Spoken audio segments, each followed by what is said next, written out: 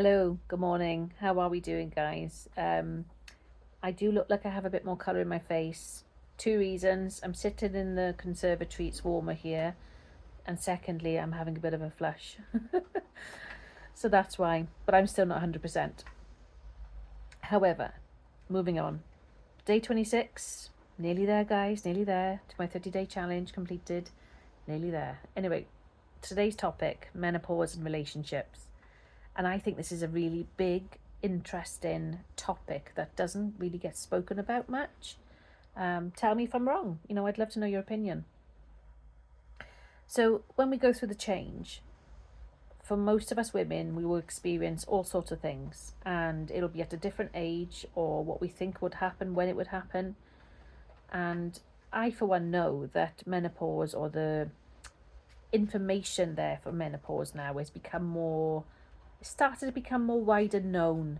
There's more information out there now. People are younger, unfortunately, experiencing it, but I think because people never talked about it before, they didn't realize or recognize that what they were going through was the peri or menopausal stage.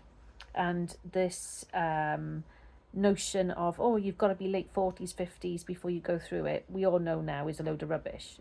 Yes, it may happen for a large percentage of women. However, there are also lots more women that are far younger now going through that as well.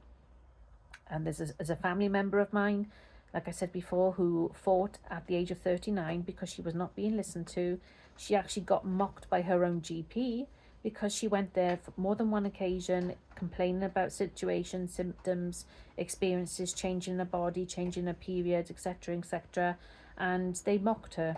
How disgusting is that? But there we go, that's a story for another time. So she ended up going to a different GP in her area, and straight away they listened to her, and straight away they believed her, and they helped her, and they gave her the relevant treatment. So she now will be taking for a long time the HRT gel. Now, that was the one thing I was initially going to have myself when I got diagnosed as being perimenopausal back in 2022, but unfortunately with COVID going on, there wasn't any in stock. So I basically went on to the HRT patches. Now, I have been on these patches now for 3 years, and they have helped. They're not going to be, they won't cure the situation. They will just help ease the situation. And again, not everybody reacts as well to them as I have.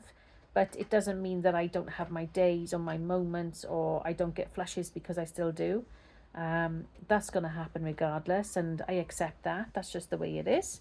But when it comes to going through menopause, they can't give you a patch or a gel for relationships, right?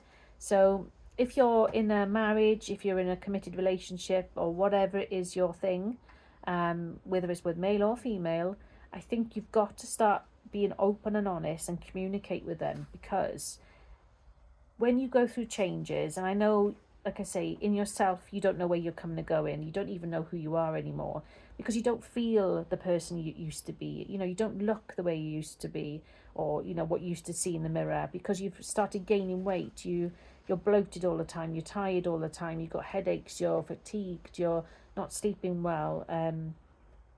There can be changes then in your sexual appetite, in terms of not wanting to be so intimate or want intimacy. Those things can change, and I think you've got to be open and honest with your partner and have conversations with them. You've got to explain what you're thinking, what you're feeling, because the longer you don't say anything and just don't do anything with them physically, they're going to start to think that you're not interested in them anymore, or that you don't love them, or that you don't find them attractive anymore. And we all know it isn't that. We just know that the hormones within us are changing, and we don't feel great in ourselves. We don't feel as sexy or as attractive, or we don't have the desire, maybe. Now, I'll be honest, that bit hasn't actually been affected with me. I still have my sexual appetite. I've got no issues with that whatsoever. But I know a big percentage of women completely go off having, with someone. I won't say it because of guidelines with YouTube, but being physical with someone in a relationship as an adult activities, Most women no longer want to crave desire. For me, as I say, it hasn't bothered me, it hasn't affected me in that way. I still feel the same, I feel that side of me is normal still. However, for me, I am extremely exhausted. I could quite happily spend every day in bed, lay in till whatever time, do a few things and go back to bed and go back to sleep. That's how I feel. I just feel so mentally drained, so physically exhausted. And yeah, I just want to sleep. I just feel like I want to sleep. That's the only thing I feel. And with me, when I'm tired, I go quiet. It's not that I'm ignoring you. It's how I recharge my batteries. It's kind of like today's day and age, we would put our mobile phone in a charger or a docking station to charge the battery. Well, I kind of feel like I do the same. I go quiet. I'm kind of like recalibrating, charging myself back up to then be able to be back to myself again. And I feel like it takes me a bit longer to get to that stage at times. When your head is all over the place, your emotions are all over the place, you never know how you're coming and going from one day to the next, let alone from 1 minute to the next.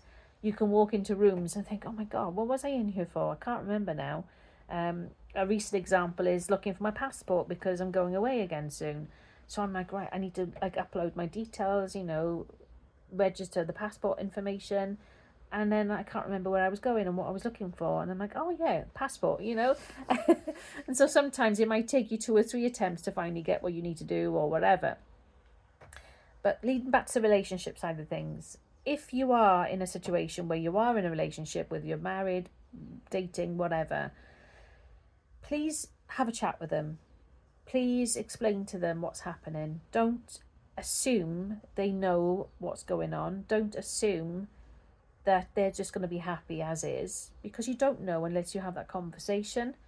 In the best, intents and purposes in life, we like to think we're a mind reader, but we're not. We're not always mind readers. We're not all telepathic, intuitive, yes, but some more than others again. But you still need to be just open and honest with them. If you love someone, you don't want to be breaking up or ending a relationship or marriage, then tell them what you're going through, because unfortunately what I seem to be hearing a lot when I'm in conversations with people, whether that's in a work environment or somewhere else, that a lot of relationships break down when the menopause appears, because you change so much with your physical side, mentally and physically, that your partner thinks you're rejecting them, or your partner thinks that you no longer find them attractive and you don't want to be with them anymore. When in hindsight, it isn't necessarily that. It's just you are trying to come to terms with yourself changing, and you're trying to come to terms with yourself physically, everything changing, gaining weight. Maybe you're not feeling as attractive as you used to feel.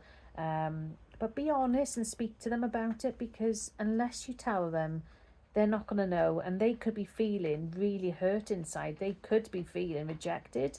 They may think, oh gosh, this is over with, or, you don't know, do you, until you have that conversation. So I honestly feel that you need to be open and honest with your partner and explain what's going on, explain how it affects you, and that you may need help and support and understanding, okay?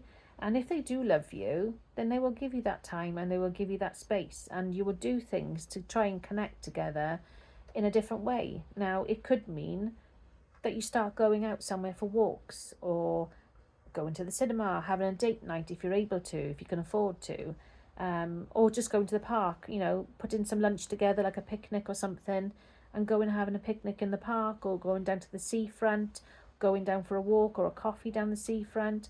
You don't have to physically buy a coffee. You could use a flask. If you've got one of those thermos flasks, you can make a hot drink or whatever and just take it with you and go for a walk. You don't have to necessarily spend money per se. If you're in a position to, good for you, great, well done if you can do that. But if you can't, then just try and think of other ways that you can still do things and make it a little special, having quality time with that person that you're with, because it's still about that communication, it's still about that connection, but just doing it in a different way and making them feel realised and loved, that they are still wanted. It's just, it might take a bit longer, it might take a bit more time, or that things are going to change, and then they can decide then whether or not they understand, whether they want to be there and support you, or they sadly walk away, you know. But then you then have to understand as well that people will people regardless as well, without trying to go into too much detail. But everyone's got a choice is what I'm saying as well, and you have to take responsibility equally. They have to take responsibility, and if they love you, they will stay, and if they want to be with you, they will stay, provided you tell them. Don't just expect them to know. Don't just expect them to understand how you're thinking and feeling. I know it's hard that you can't even understand how you think and feel half the time, but at least be honest with them and even tell them that, because again, they're not going to know until you tell them, until you explain to them. And if you have done all that and they seem to still take it the wrong way or don't listen, then there's other alternatives to look out for, i.e., you know, professional help, counselling, you know, speaking to your doctor, or, you know, there's other things you can pursue. Go online and have a look, you know, Google these things. There's plenty of things online these days. You're watching me from online now, so you can do the same thing. But please just don't just assume that your partner's going to understand everything, because they're not necessarily. And if you're in a same-sex relationship, maybe your partner won't go through the change like you. Maybe they'd be very lucky and fortunate to not ever experience what you're going through.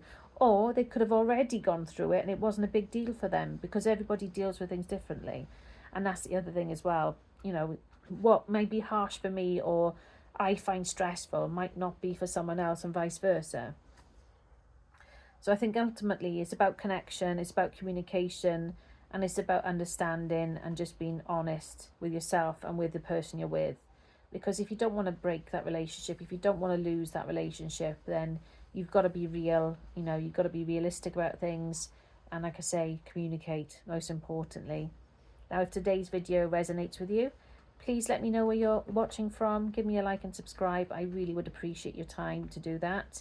Help me grow this community, help me get this channel out there with like-minded people. Let me know where you're watching from, please, and let me know of your experiences. I would love to know how you cope with things, how you deal with things intimately, how you deal with things in general day-to-day life. Are you on medication? What medication are you on? Or do you use holistic alternative therapies? It would be great to know and share with the community. So on that note, guys, thank you so much for being here yet again. I appreciate you. And have a wonderful weekend. Take care. Stay blessed.